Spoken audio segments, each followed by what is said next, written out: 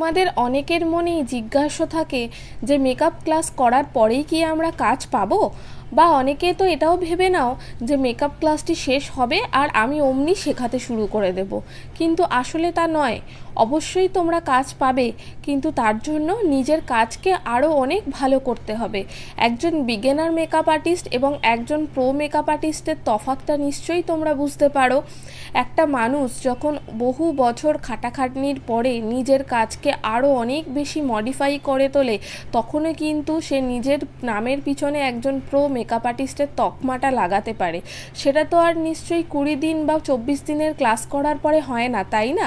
তুমি যত ভালোই মেকআপ আর্টিস্টের কাছে শেখো না কেন, মানুষ কিন্তু তোমাকে তোমার কাজ দিয়ে বিচার করবে, তুমি কার কাছে শিখেছো সেটা দিয়ে নয়। সুতরাং নিজের কাজকে আগে ভালোবাসো, নিজের কাজকে আরও অনেক বেশি করে ভালো করে তোলো।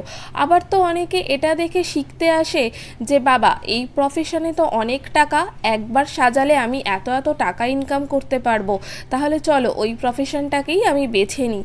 কিন্তু সেখানেও তোমরা কতদিন এগোতে পারবে?